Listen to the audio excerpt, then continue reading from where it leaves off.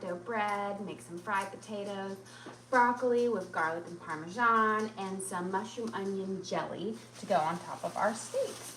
So let's start by getting our sourdough out and baking. I'm gonna flip it out onto our parchment paper here. And we'll get, I'm gonna do kind of a crisscross, and then we'll do kind of a, you know, basic little, almost looks like a Christmas tree going down. But just, so kind of like a wheat leaf, but I'm making it look like a Christmas tree. And then I'll do one little line.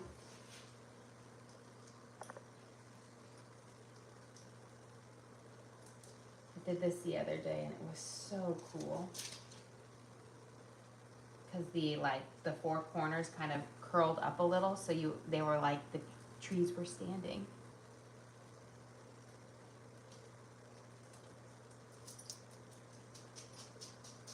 Okay.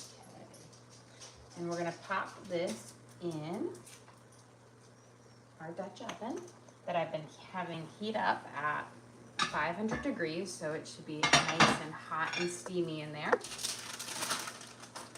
I decided to move up a size Dutch oven because my other ones were just getting so snug in there.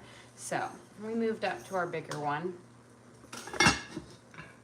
We're gonna pop this in the oven and we're gonna bake it at 500 degrees for 20 minutes with the lid on. Then we will take the lid off and bring the temperature down to 450 and bake for 20 minutes at 450. So let me set my timer. There we go. And while we're waiting for that, let's prep up our potatoes and we'll season up our steak, work on our broccoli, and all that jazz. Okay. For our potatoes, I'm going to be using some Yukon Gold,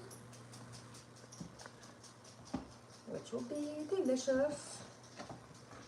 And we've got a little bit of onion here. We're going to use most of this onion is going to go for our mushroom and onion jelly that we're going to have go on our steaks. Actually, it will be just delicious to go on anything. It'll be good to even go on the bread. But I'm going to use a little bit to go in with our potatoes here. So I'm just going to kind of cut it in half, and we'll take kind of a small portion here just to give a nice little onion flavor to our potatoes. So I'm going to get that kind of caramelizing up while we slice up the potatoes. I'm going to put in about 2 tablespoons of olive oil because, again, we have a lot of things, and I'm not even using this pan for the potatoes, so we'll switch. Good thing I'm using olive oil for my steak too, so we're doing the potatoes in the smaller pan. So let me add my olive oil in here now. I'm going to do, since it's a smaller pan, like a tablespoon, and we'll get it starting to heat up. I'm going to start it on like a higher temperature, and then once it's nice and hot, I'll bring it down to a slightly lower temperature and kind of cook them over a medium heat. So we'll put our minced or diced up onions in here, and we'll let those start to kind of saute, and we're going to get our potatoes diced up. I was trying to decide what potato type to have tonight, and you know, at first originally I was like, oh, we can do mashed potatoes, but then I'm like, I feel like we had mashed potatoes not too long ago, and I didn't want to do home fries, so the fried potatoes, almost kind of like a steak and potato hash, which is one of my favorite breakfasts. So we're just going to do a nice seasoned fried potato for this. And I'm using the Yukon, but you could also use a russet. The main difference is if you're going to use a russet potato, you'll want to give it a peel because the russet skins tend to get more dry, chewy, versus the Yukon Gold or red potato has a nicer, tender skin.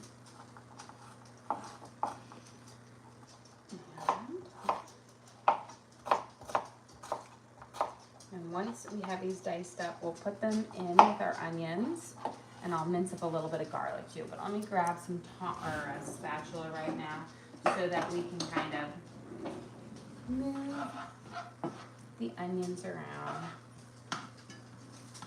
There we go. Get them a little bit of heat on there. And then for our broccoli today, I'm gonna do my oven roasted broccoli at, so we'll pop it in towards the end of the sourdough baking time. But we'll make a lovely kind of garlic butter to drizzle over it, and then we'll sprinkle Parmesan cheese on it. I love a good oven roasted broccoli. I feel like everybody always does a steamed broccoli, and while that is good, it's boring. So this one gives you all that great broccoli flavor, but just in a different way. Yeah. I'm not sure if I'm gonna actually end up using all of these potatoes. I think I'll just use my last big one because I think we'll have enough with this. And for our steaks, we got our lovely kind of T-bones here. I always say, I only ever buy steaks when they were on sale, and they were on a really good sale. They were like buy one, get one free. So like half off, so my kids are always happy for it. So we've got these really big steaks, which pretty much everybody will be sharing since they're each over a pound. So jumbo steaks. We're gonna pan sear them off on both sides, and then we'll kind of finish them in the oven as well to kind of get that perfect medium rare cook on them. Okay. Our onions got a nice kind of caramelization. You can see they're a little golden, getting a nice kind of golden brown in it. I'm gonna turn my heat down now to about a 5. And before we pop those potatoes in, I am just going to mince up maybe 2 cloves of garlic here to add it in there to give those potatoes a really nice, delicious flavor. So Angel and Carly are both making your Aunt Aggie's cookies this weekend. Ooh, I hope that you enjoy them as much as my family does. It is, again, such a family favorite. They never make it to the next day. We're completely gone. I guess there was a few cookies that I put in the kids' lunch, but that was it. And they go fast. But there are ones that you can eat a couple and you don't feel guilty because they're very small and light, and so delicious. And I think the fun part is you can really change up by using different food coloring in there. Okay. We've got our garlic here. We're gonna let that saute for just about 30 seconds to a minute. Don't leave your garlic too long unattended or you will burn it.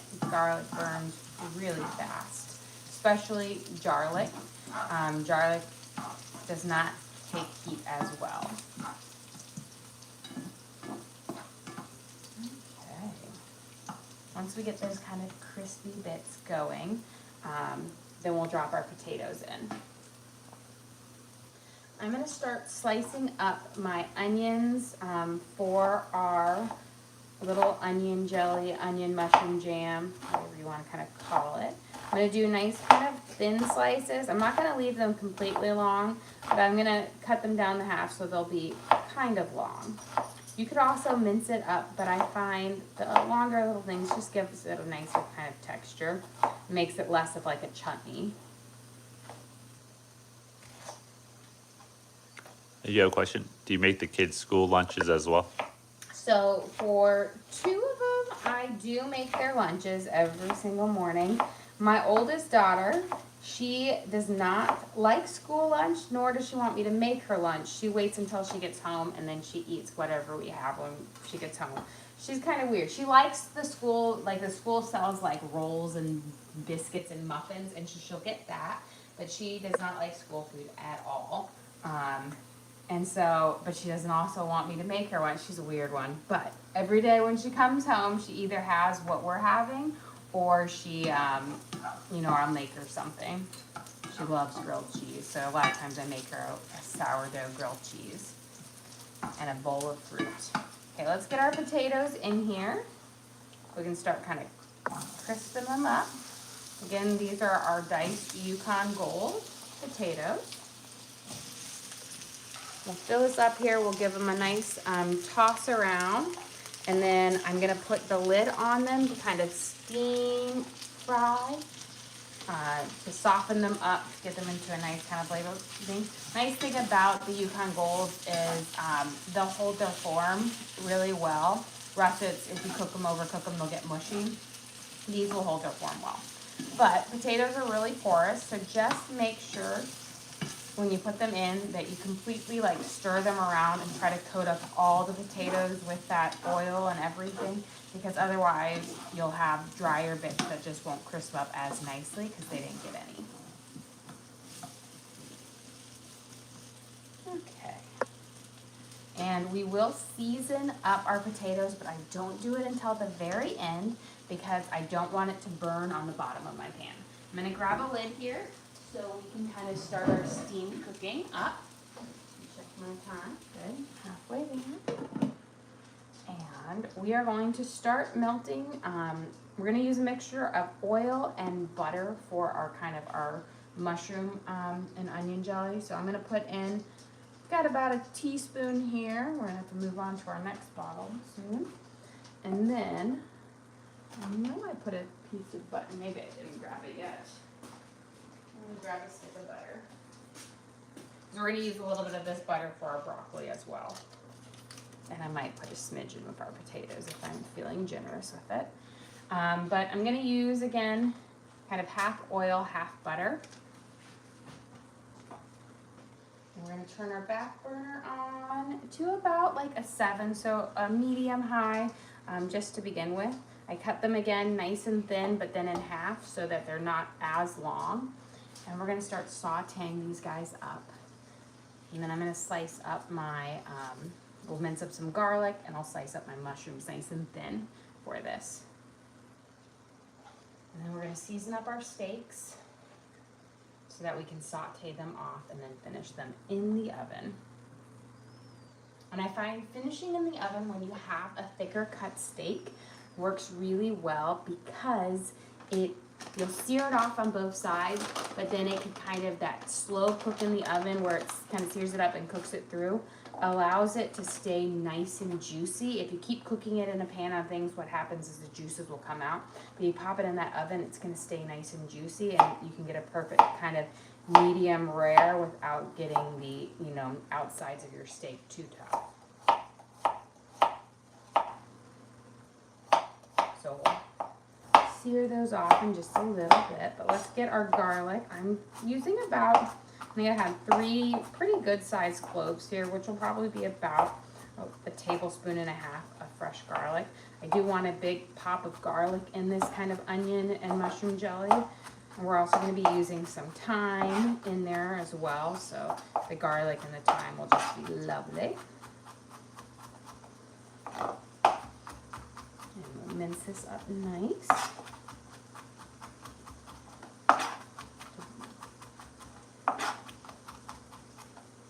Okay, so you can see we've got a pretty good amount of garlic here.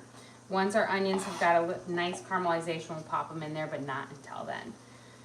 Let's do a little, let's actually move these guys over here because we're going to be sauteing them off, and I can season them up over here. That way we've got a little bit of space. I keep my steak seasoning really, really simple because I'm a firm believer that your meat should speak. So I don't do a lot of tricks on it, just simple. Worcestershire sauce, garlic, salt, and black pepper.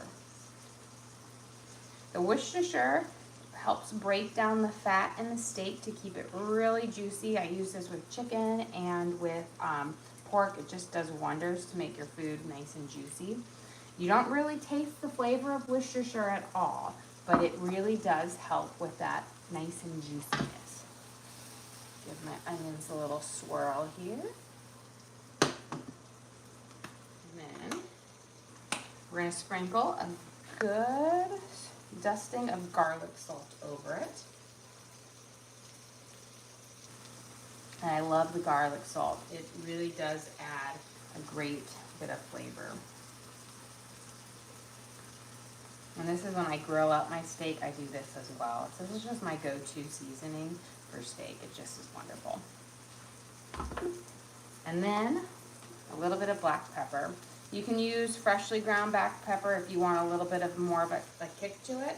But I prefer just, it's more muted. Pre-ground one, I don't like super spicy things, so I think freshly ground pepper is spicy, but this is more muted, so you get the pepper flavor without the kick. We're gonna flip these guys over. And again, these are pretty good steaks. They're about 1 inch thick. So we'll sear them off and then we'll finish them in the oven. They're not super thick, so they should finish up pretty quickly in the oven at 450. And again, these are T-bones, which you can tell by the T-bone in the middle of it. We're gonna do the same thing on the other side. Nice little drizzle of Worcestershire.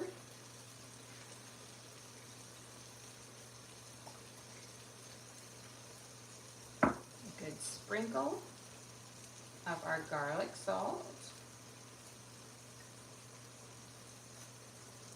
And you're gonna put more on there than you think, because you gotta think that this is just the outside of the meat, but it has to season it all the way through. So don't skimp on it, because you don't wanna, you don't wanna have to sit there and add more salt and pepper to your steak after you've cooked it. And then a little splash of black pepper.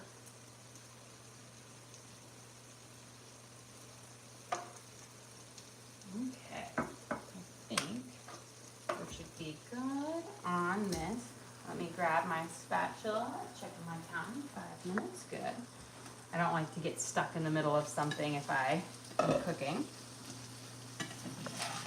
We're gonna flip these over. We've got our first kind of cook through of the potatoes on here.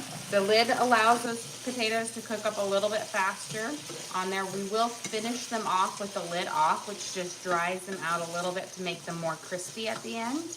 But I do like kind of the lid on for the beginning.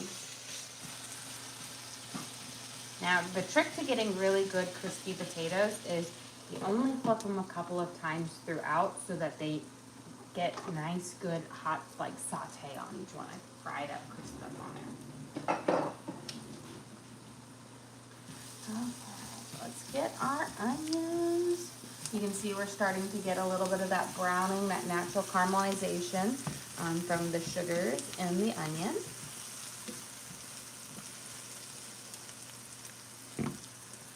Autumn noticed the dishwasher is decorated. Oh yes, I have these little magnet things that the kids just love to take and throw off on the ground. I feel like I pick them up 100 times a day, but in my mind I'm like, they're having fun with it, they're having fun. I have a felt Christmas tree that they do too, and I'm always like, oh, why did I buy this? But they love it, enjoy it. I used to have this little gnome on there, like a little Tomten thing, but eventually all of his body parts started to go missing, so I was like, it's kind of weird just to have a beard and a nose. I need to get another one because it was really cool because it was like a puzzle one for them to go together. Okay, let's get our broccoli starting to prep up. We're gonna melt about, 2 or so tablespoons of butter. That is not the right one. Here we go. We're gonna melt it off. We're gonna add in a little bit of garlic, and then we'll add in some onion powder and then garlic salt for that on there. So I'm gonna use a little bit of this garlic because it's got a bit, and to put in there to give that broccoli a nice little garlicky flavor to it. But while we're waiting, let's prep up our broccoli here. I've got 2 good-sized crowns on here, and we're just gonna kind of take off that main stalk part on there just so you get stuck with more of just the florets. I personally love the stalk part, but my kids, they eat what they call the leaves of the broccoli, so they just eat the little leaves off of them and they leave the trunk. And so, it's just so weird. I was like, can't you guys just eat the whole thing? Nope, just the tasty bits at the end. Can't get any more green nutrition in them. Down just a smidge. You don't need to cut them super small. You just don't want to have a whole forest.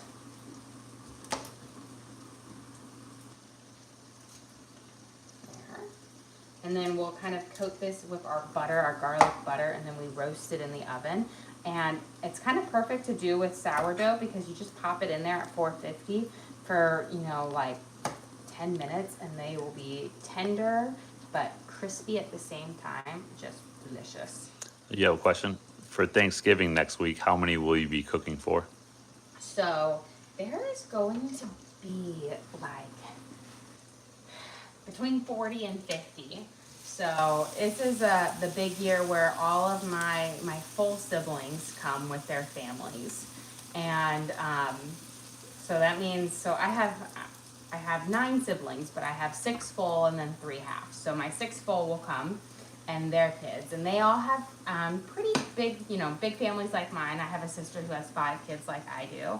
And then all my brothers all have essentially like 3 kids, and one has 2 kids. So there's a lot of grandchildren for my parents, or, you know, my nieces and nephews, and then my siblings and their spouses, and then, you know, the nieces and nephews, some of their, you know, boyfriends and girlfriends are coming as well. So it's pretty crazy. We will have 5 turkeys. We get 3 of them that are deep fried delivered, and then we cook a big one in the oven, and then I smoke one on the green egg as well. So we have quite the selection of turkey there. So it's pretty cray-cray, but fun. That day is a lot of cooking and a lot of, you know, peeling potatoes. I will say the one thing that's really nice is one of my sister-in-law, she's actually Irish, like from Ireland Irish. So a true full, and she is the best potato peeler in the world. She can peel 40 pounds of potatoes like, I mean, none other. It's a skill. We put about half of our garlic in there, so about a tablespoon in there, and we're gonna do a tablespoon in our onions. I'm gonna turn my back burner down because, again, I don't want it to burn, but just a nice little thing. Give this a toss. We're gonna go take the lid off of our sourdough. And while I do that, I'm actually gonna turn on this burner to start heating up the oil so we can start searing off our steak.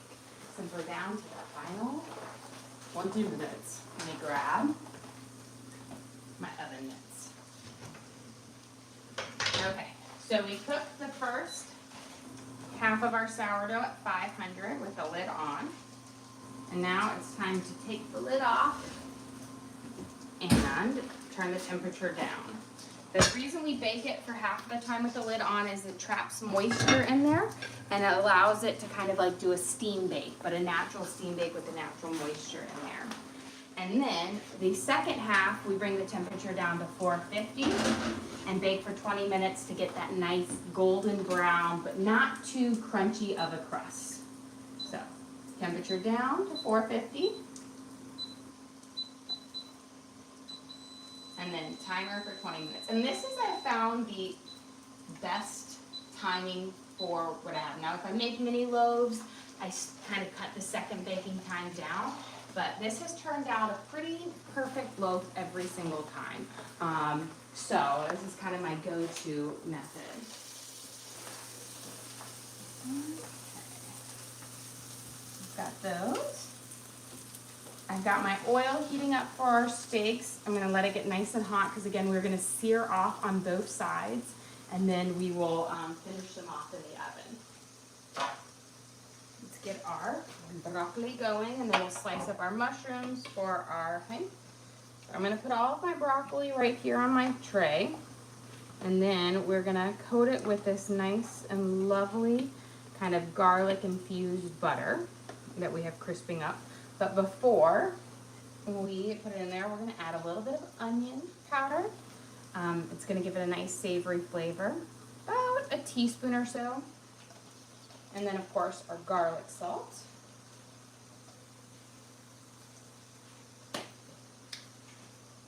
We're gonna add about a teaspoon of garlic salt. If I can get it, it's like nice and full. Gotta get it down a little bit. Okay. Give it a nice little swirl around, and you can see it's just got this nice kind of golden brown color to it. That's from both the onion and the the butter kind of getting a nice brown butter. And we're going to drizzle this first over to kind of coat each piece of broccoli with a little bit of this nice kind of garlic butter, which just makes it lovely.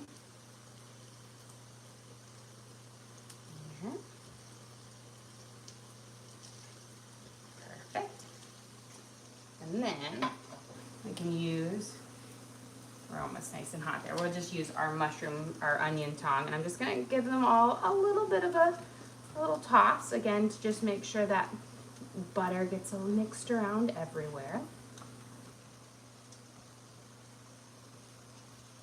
And then kind of flip up some of these florets so that you kind of have the pretty stuff facing up. That way they'll get the nice Parmesan cheese on it. And then I just sprinkle a little bit of Parmesan cheese over the top of it. And we'll bake it up for when the last kind of 10 minutes of our sour bread cooking. We'll pop this in and it will kind of do a nice little steam cook on it. So just a little bit kind of over the top of each one. And this is just like so delicious. Okay, we should have our pan nice and hot here. So I'm gonna do 2 steaks at a time to kind of sear them off. I'm gonna turn my back one down. Beautiful.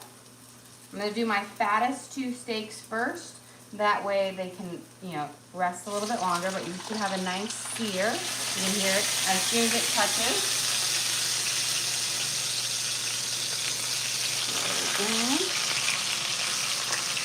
There we go. And then get our onions nice and caramelized and brown.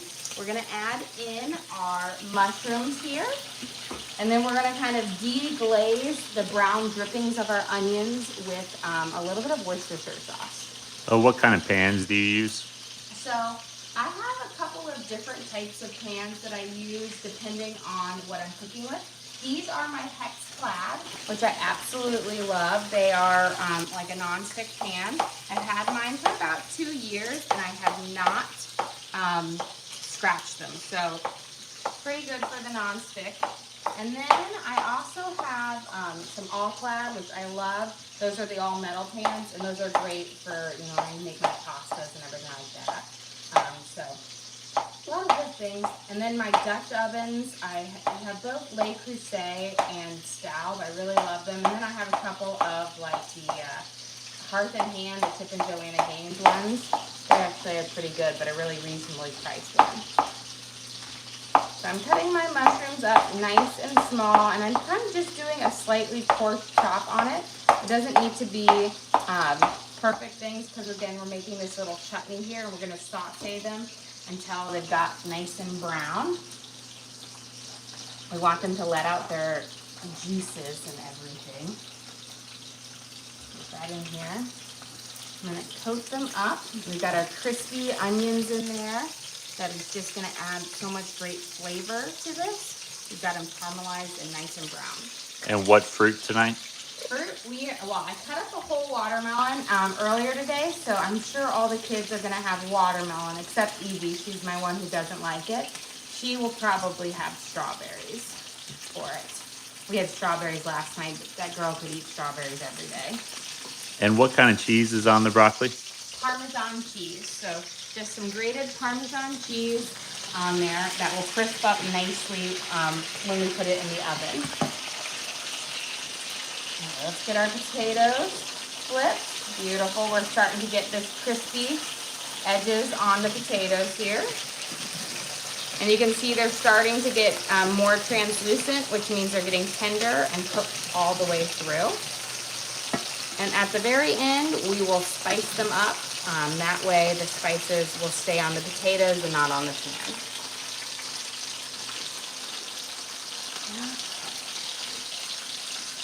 Give this a little bit. I'm going to turn it up just a smidge more. I've got it on a 4 now. I'm going to coat it. I added a little bit more butter in here because mushrooms, again, are very porous, so they soak up a lot of that, oil and like the butter. So I want to make sure that they have enough to crisp up there. Let me get this piece of broccoli out. And check our steak, see if we're ready to flip.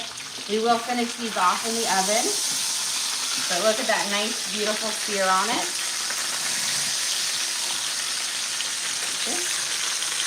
And I'm gonna get a pan so that I can pop these on the pan after they're done, so we'll have space for them to kind of go. Because when you put them in the oven to sear up, you don't want to just put them, like stack them on top of each other in the pan, because the bottom ones will cook, but the top ones will kind of sit there and leave it. Let's get our broccoli in. Since we have a little, almost around 10 minutes left in there, so we'll put our broccoli in to start roasting up and getting nice and tender. Again, we brought the temperature down to 450, so it's kind of a perfect temperature to roast it. I'm going to place it directly under my sourdough right now, so it doesn't get too much heat that it burns that cheese, that almost blocks that direct heat from it. Okay. Let's get our mushrooms tossed here.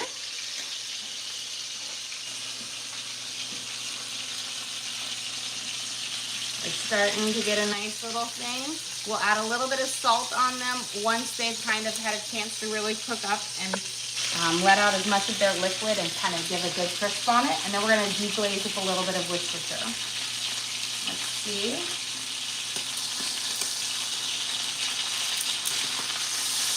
Pretty good. Okay. So we've got our steak. I was going to do a quick little thing on that fat vein. I find, especially with like a ribeye or a New York strip, just sear off the fat vein just a little bit. It's going to make it crisp up in the oven nicely. Now these are not cooked all the way through yet, because again, we're going to finish them off in the oven. And that just allows them to stay nice and tender without going, like getting tough. Because if you try to cook them all the way through on here, your outside of your steak is going to get like really tough before you can get that perfect medium rare in the middle. So let's pop on our next two. We'll sear these off. And again, the reason why I do my biggest ones first is they'll get a longer time to sit, which means they'll get cooked, you know, they continue to cook once you take them off. Okay. We got this seared up here.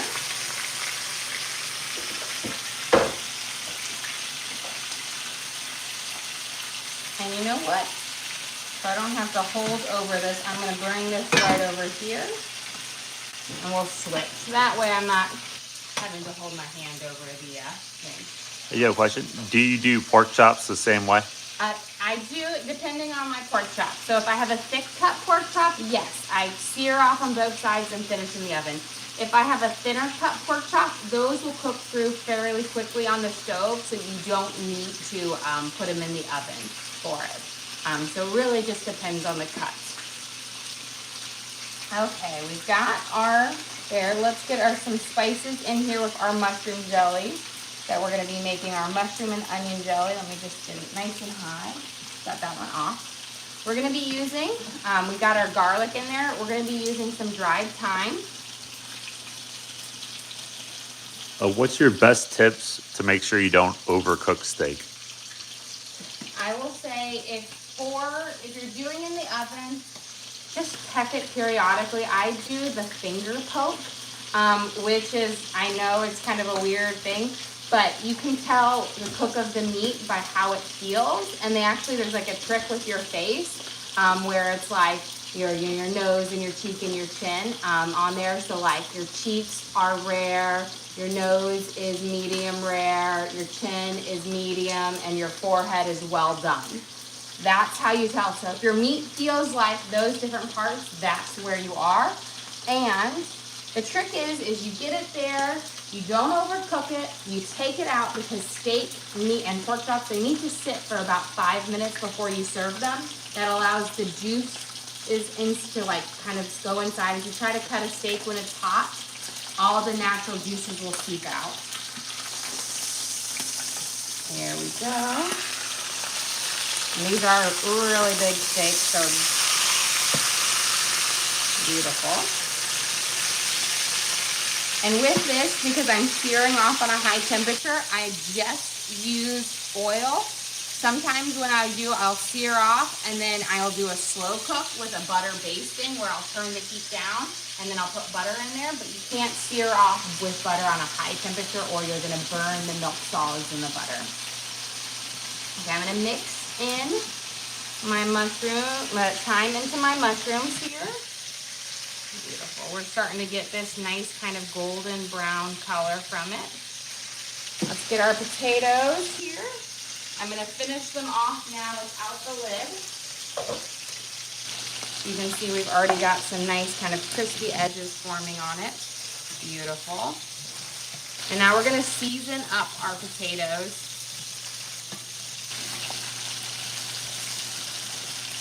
And the trick to having really like the perfect fried potato is don't stir your potatoes. Flip them, let them sit and fry, and then just flip them periodically. Okay, for our seasonings here, we're keeping it pretty simple. We're gonna do onion powder. I'm gonna probably use like 1.5 teaspoons, a good amount, because it's gonna make them nice and crispy as well, but it also gives a great seasoning. We're gonna use some Mrs. Dash's table blend. Good amount as well, probably like 1 teaspoon or so. And then we're gonna use some garlic salt and about 1 teaspoon or so. If I can get this one, there we go. But don't mix it in yet. Let it steam up. That's gonna hydrate your spices and it's going to allow them to kind of get nice and hydrated before you fry them off. Okay. And do a quick little sear off on this little fat vein.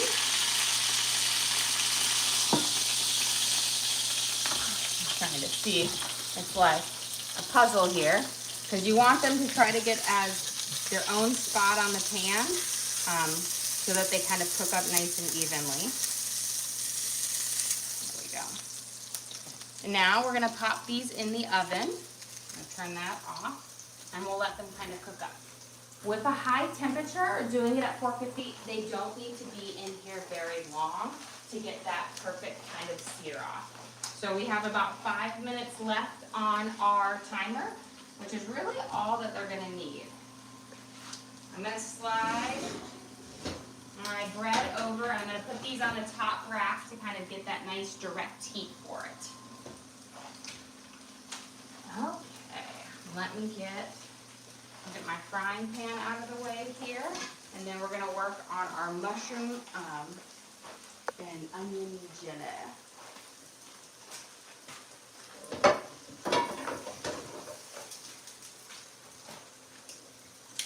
Okay, beautiful.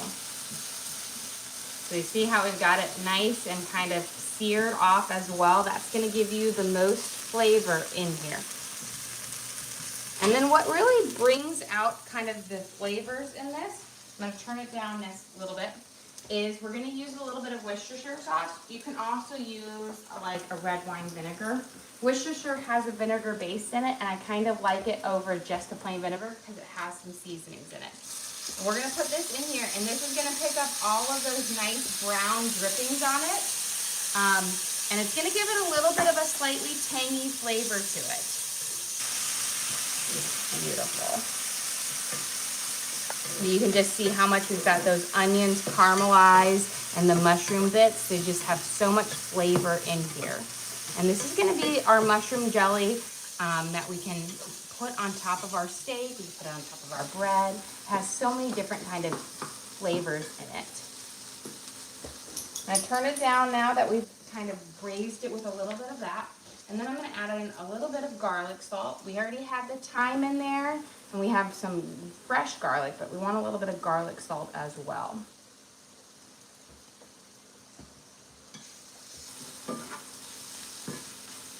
Perfect. And just look at this rich brown color that we have here. That is where you've got the mushroom caramelized, the onions caramelized. It's just gonna have this just great intense flavor, which will be so lovely. Okay, let's get our potatoes here. We're gonna flip these guys over, mix these spices in. And you see how, like, I finished with the lid off and it kind of dries out all of that kind of steam liquid, so you have a nice crispy potato. Beautiful. Okay. Spread these out. Bring this down nice and low. And then I'm gonna get a little bit of a spoon, and I'm gonna try my jelly, see if I need to add any more spices to it. I'm gonna actually turn it off now for it. I might add pepper, so I always just like to taste it to see. I don't even think I need any pepper. It has it has that mushroom and that onion flavor, but a slight little tanginess from the Worcestershire. And then of course you have the notes of the thyme and the garlic as well. Okay, let's go grab our broccoli out because it's been in for 10 minutes. We put it in at 12. So that's ready to come out, and then we'll be ready to take our bread out here in just a second, and start kind of serving everything up. Less than 2 minutes on here. Looking beautiful. Here we go. So we have our this is our beautiful garlic Parmesan roasted broccoli. So we made a little garlic butter here, and then we kind of simmered it, coated them, put a little Parmesan cheese over it so it's a little crusty. But you see how we have this nice kind of vibrant green on the bits of our stalks that you can see? That's when you know it's got a nice kind of tender crisp for it. And once you get it out, I'm gonna grab a tongs. You wanna kind of toss it a little bit so that it has, it picks up any of that residual garlic butter on the bottom of the pan. So just give it a nice toss, but you can just see how just tender, but still it's like a tender crisp on it. So it's not crunchy or hard, but nice and tender as if you steamed it. But it's a lovely roasted broccoli. Here we go. Beautiful. Okay. Let's go grab our bread out of the oven because it is about to beep, and then we can grab our steaks out and we'll be ready to eat. Look at that. Perfect essential timing. I had less than 20 seconds left.